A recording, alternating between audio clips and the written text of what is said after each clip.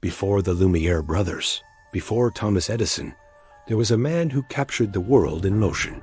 His name was Louis Le Prince, and he is the true, though often forgotten, father of cinematography. But just as he was on the verge of unveiling his revolutionary invention to the world, he vanished without a trace, sparking a mystery that has baffled historians for over a century. Today, we delve into the life, the groundbreaking work, and the unsettling disappearance of Louis Le Prince. Born in Metz, France in 1841, Le Prince was a man of many talents. He was an artist, an inventor, and a chemist. His early life was a blend of art and science, a combination that would perfectly position him for his future endeavors. After moving to Leeds, England, with his wife, Elizabeth Whitley, he began experimenting with photography. He developed innovative techniques for fixing color photographs onto metal and pottery, running a successful business. But his true passion lay elsewhere. He was obsessed with the idea of capturing life, not just in a single frame, but in motion. In the 1880s, the race to invent the moving picture was on. Titans of invention, like Thomas Edison, were pouring resources into the challenge. But across the Atlantic, in his workshop in Leeds, Le Prince was quietly making incredible progress. He was a visionary, driven by a singular goal: to project a sequence of images fast enough to create the illusion of movement. He knew that the human eye's persistence of vision was the key. He just needed the right machine. His first major breakthrough was the creation of a massive 16-lens camera in 1886. It was a beast of a machine, but it proved his concept. It could capture a sequence of shots, but the images weren't stable. They jumped around. It was a step, but not the final solution. Le Prince knew he needed something simpler, more elegant. He needed a single-lens camera, and in 1888, he did it. Years before his famous rivals, Louis Le Prince patented and built a single-lens camera. With this device, he filmed what are now recognized as the very first motion pictures in history. One, known as the Roundhay Garden scene, is a mere 2 seconds long, but it's a monumental achievement. It shows his family and friends walking in a garden in Leeds. It's a ghost of a moment, a fleeting glimpse into a world over 130 years ago, brought to life. He also filmed traffic crossing Leeds Bridge, capturing the hustle and bustle of Victorian city life. These weren't just experiments. They were cinema in its embryonic form. Le Prince was ecstatic. He had cracked the code. He planned a public demonstration in New York City to showcase his invention and secure his place in history. He was ready to change the world. In September 1890, after visiting his brother in Dijon, France, he was preparing to travel to Paris, then onward to America for his grand debut. His invention, packed and ready, was waiting for him, but he would never make it. On September 16, 1890, Louis Le Prince boarded a train from Dijon to Paris. His brother, Albert, saw him off at the station, watching as the train chugged away into the distance. Le Prince was expected to arrive in Paris that evening, where his friends were waiting to meet him, but he never showed up. When the train pulled into the Paris station, Le Prince was not among the disembarking passengers. His friends, initially just annoyed, soon became worried. They checked the train. His luggage wasn't there. No one remembered seeing him get off at any of the intermediate stops. A thorough search of the train and the tracks between Dijon and Paris was conducted. Nothing. It was as if Louis Le Prince, along with his luggage, had simply evaporated into thin air. There was no sign of a struggle, no body, no witnesses. He had vanished from a moving train. The mystery was immediate and profound. How could a man just disappear from a locked compartment on a train in motion? His family and the police were completely baffled. The lack of any evidence, any clue at all, only deepened the enigma. And in the vacuum of facts, theories began to bloom.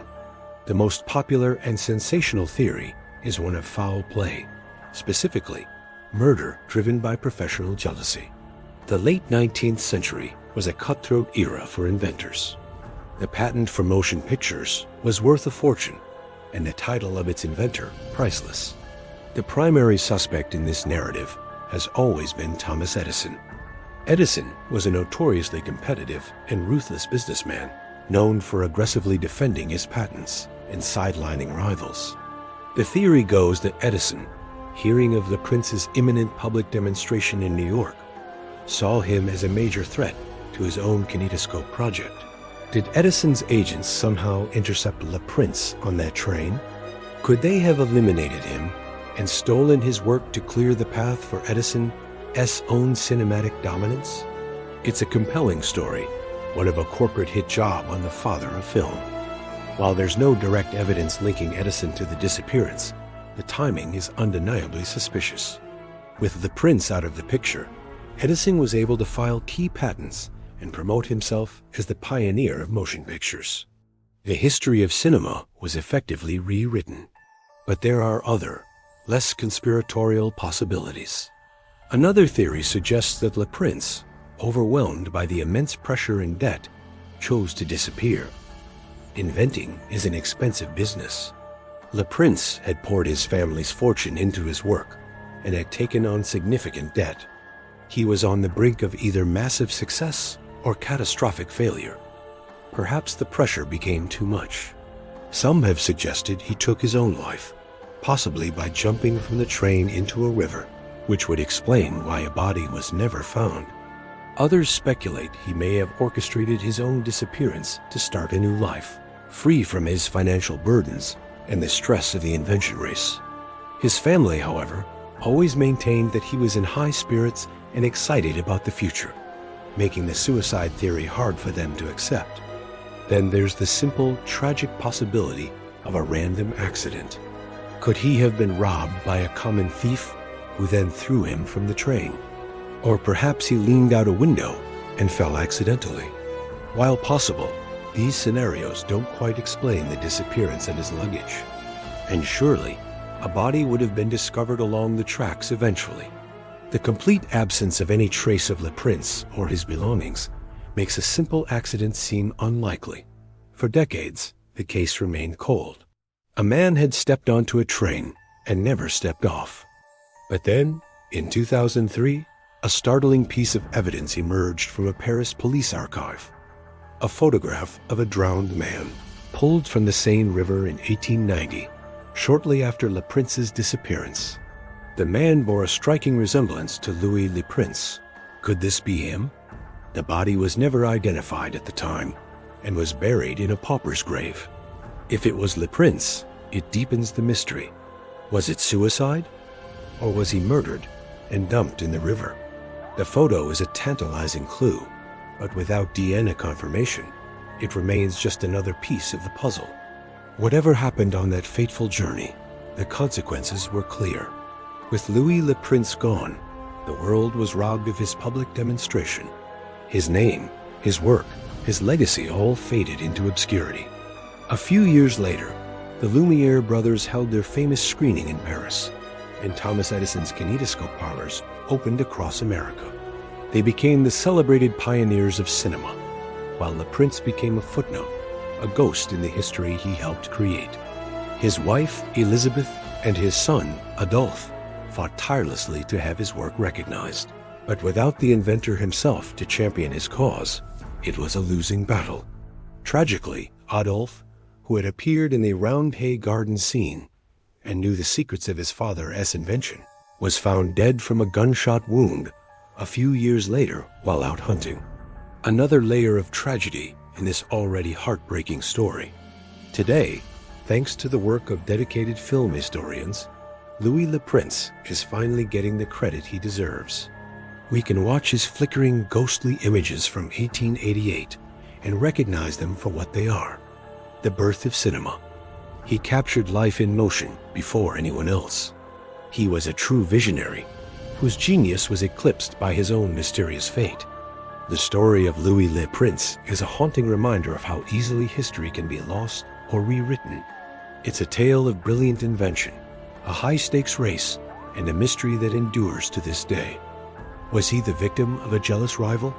A man who crumbled under pressure? or simply the subject of a freak accident? We may never know for sure. But as we sit down to watch a movie, let's remember the man who started it all, the forgotten father of film who vanished just at the dawn of his own creation. Thanks for watching. If you found this story as fascinating as we do, please hit that like button, subscribe to our channel, and ring the bell so you don't miss our next dive into history's greatest mysteries. See you next time